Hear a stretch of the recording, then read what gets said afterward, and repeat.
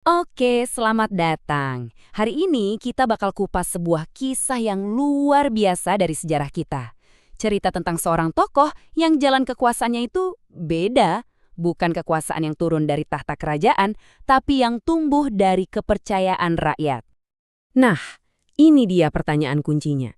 Kekuasaan sejati itu apa sih? Perintah seorang raja yang harus dipatuhi atau kepercayaan tulus dari rakyat? Pertanyaan inilah yang jadi inti konflik di Jawa abad ke-16. Di satu sisi, ada kekuasaan terpusat dari istana.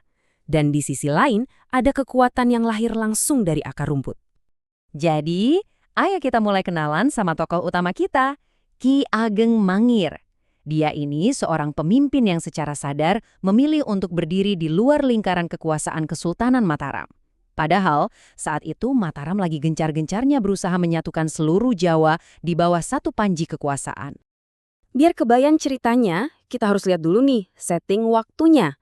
Kita bicara soal akhir abad ke-16. Ini eranya Mataram di bawah Panembahan Senapati. Lagi getol-getolnya melakukan sentralisasi kekuasaan. Jadi setiap wilayah yang mandiri, yang gak mau tunduk, itu dianggap ya penghalang. Nah, di tengah situasi politik yang memanas inilah, muncullah sosok Ki Ageng Mangir. Terus Ki Ageng Mangir ini siapa sih sebenarnya?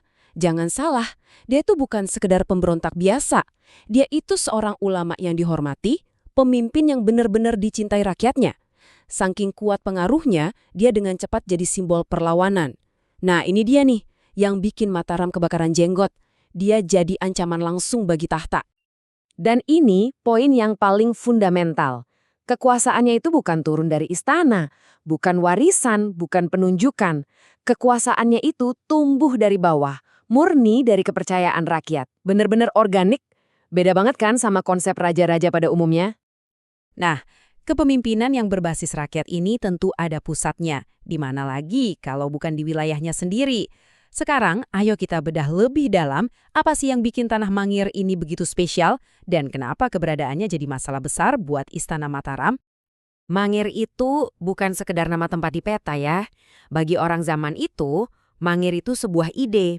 Ide tentang kemandirian dan kemerdekaan. Semacam bukti hidup kalau sebuah komunitas tuh bisa makmur sentosa tanpa harus tunduk pada kekuasaan pusat. Kok bisa Mangir sekuat itu?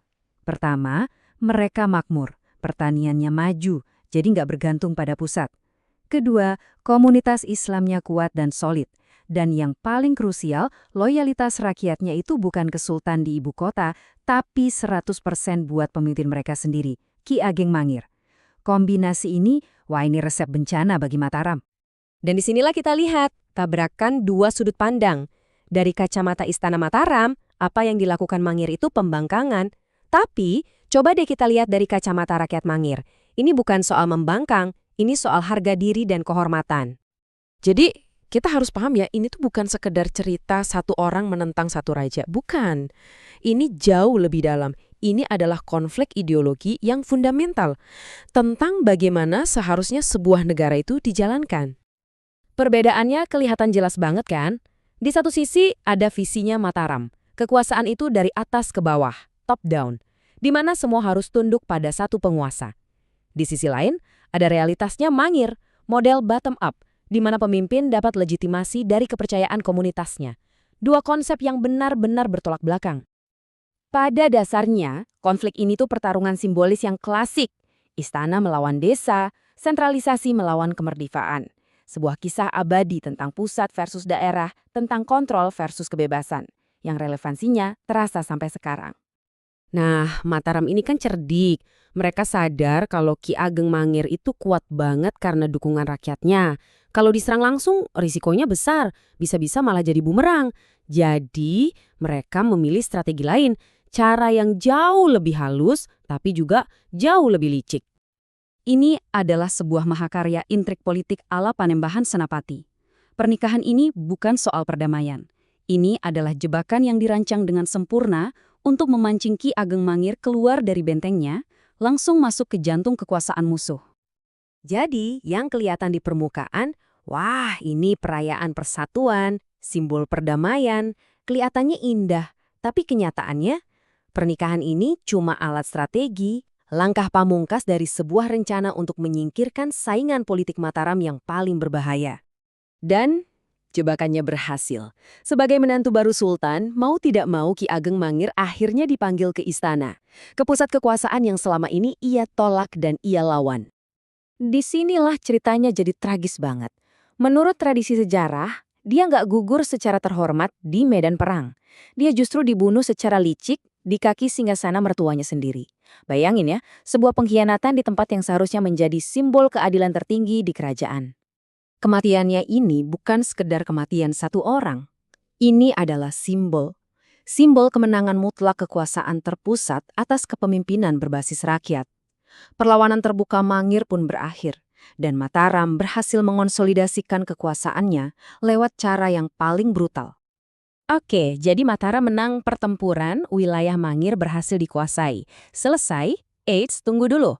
Pertanyaannya adalah, apakah mereka benar-benar menang dalam jangka panjang? Kalau kita lihat jangka pendek, jelas Mataram yang menang. Mereka dapat tanah, dapat kuasa, rival tersingkir. Tapi coba kita lihat jangka panjangnya. Justru Ki Ageng Mangir yang menang. Dia memenangkan tempat abadi dalam sejarah, menjadi simbol keberanian, dan namanya terukir dalam ingatan kolektif sebagai pahlawan. Sejarah nggak mengingat dia sebagai penguasa yang kalah. Sama sekali bukan. Dia diingat sebagai pemimpin pemberani yang menentang tirani, seorang ulama teladan, dan simbol perlawanan yang kisahnya terus diceritakan dari generasi ke generasi. Karena pada akhirnya, yang ia wariskan kepada sejarah itu bukanlah dinasti atau istana megah, melainkan sebuah gagasan. Gagasan tentang kepemimpinan yang berakar pada rakyat dan tentang keberanian untuk membela harga diri. Dan kita akhiri di sini, dengan sebuah pertanyaan untuk direnungkan. Kekuasaan seorang penguasa itu ada batas waktunya, tapi sebuah cerita bisa hidup abadi. Jadi pada akhirnya, kemenangan mana yang lebih sejati? Kekuasaan yang menduduki tahta, atau kekuasaan yang hidup selamanya di hati rakyat?